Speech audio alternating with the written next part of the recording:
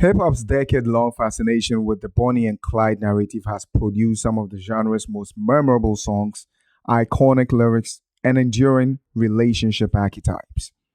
The idea of having a ride or die partner, someone who will stand by you no matter what, even if it means lying, stealing, fighting, or risking prison, has been celebrated for generations.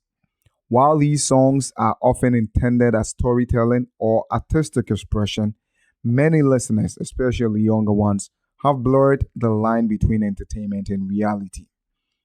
The sentencing in the Julio Foolio murder case transformed this story into far more than another high profile criminal trial. To me, it became the tale of two tragedies. The first is Alicia Andrews, the girlfriend of Isaiah Chance, who, according to the prosecution's case, chose to prove her loyalty as a ride or die partner. Then the second is Sean Gathright, a young man from a suburban background who seemingly had every opportunity to avoid this path, yet found himself caught up in a violent world that ultimately led to a lengthy prison sentence. Watching Sean Gathright break down in tears after the sentencing was heartbreaking. It was one of those rare courtroom moments that strips away the image of toughness and replaces it with reality. In that instant, there were no street credentials, no reputation to protect, and no image to maintain. There was simply a young man realizing that one decision had permanently altered the course of his life. You hope moments like that serve as a wake up call for young people. Unfortunately, history suggests otherwise.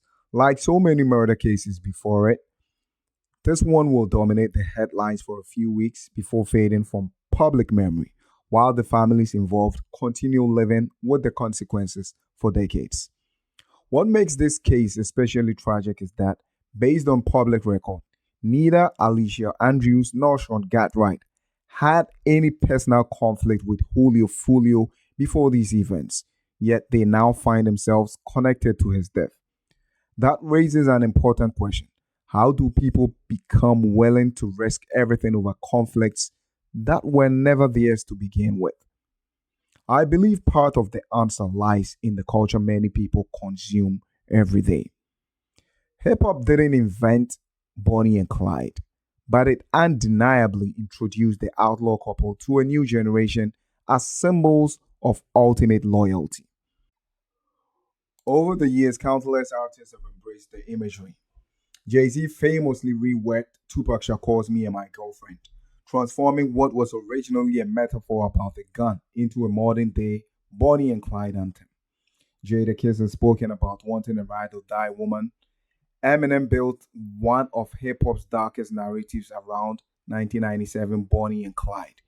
Jay-Z later referenced on that same fascination in Songcry when he referenced people.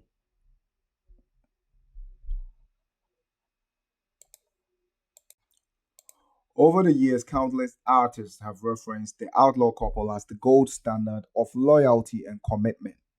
Jay Z famously reworked Tupac Shakur's Me and My Girlfriend, turning what was originally a metaphor about a gun into a modern day Bonnie and Clyde anthem. The song reinforced the image of two people against the world, willing to face any consequence together. Jadakiss has spoken about wanting a ride or die chick, reinforcing the idea that ultimate loyalty means standing beside your partner regardless of the situation. Eminem took the concept even further with 1997 Bonnie and Clyde, creating one of hip hop's darkest narratives centered on absolute devotion and criminal partnership. Even Jay Z later reflected on this fascination in the song Song Cry when he rapped about watching Bonnie and Clyde and pretending to be that, acknowledging how people often become captivated by the image of that kind of relationship. And those are just a few examples.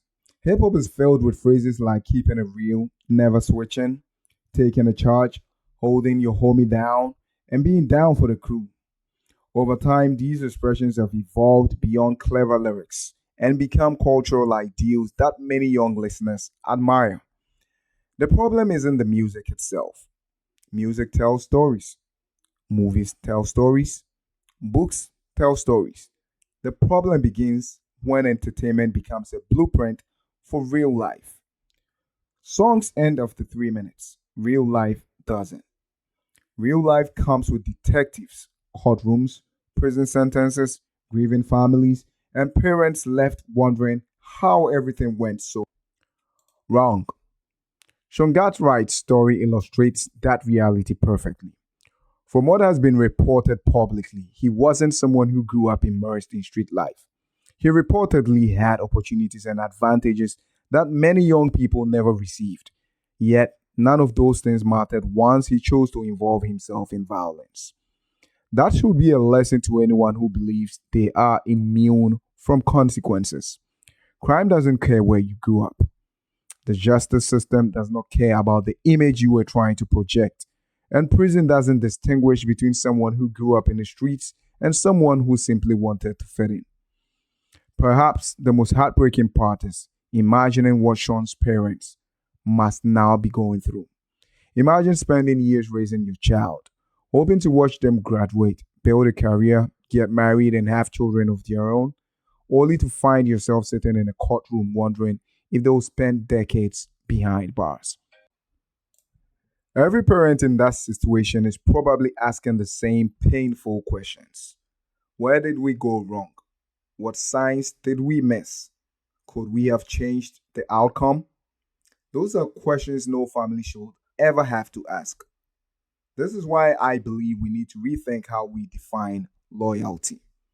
Real loyalty isn't helping someone commit violence.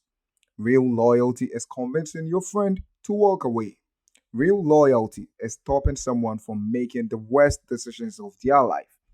Real loyalty is saying, this isn't worth throwing your future away. Because when it's all said and done, the people who glorify violence rarely bear its consequences. The people who act on it do. Once the music stops, the social media posts disappear, and the headlines fade away, they are left facing judges, prison walls, and a lifetime of regret. If there's one lesson young people should take from the Julio Foolio case, it's this: trying to prove you're real isn't worth sacrificing your future.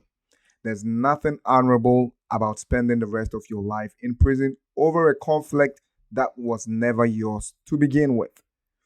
The streets don't hand out trophies for loyalty, they hand out funerals and prison sentences.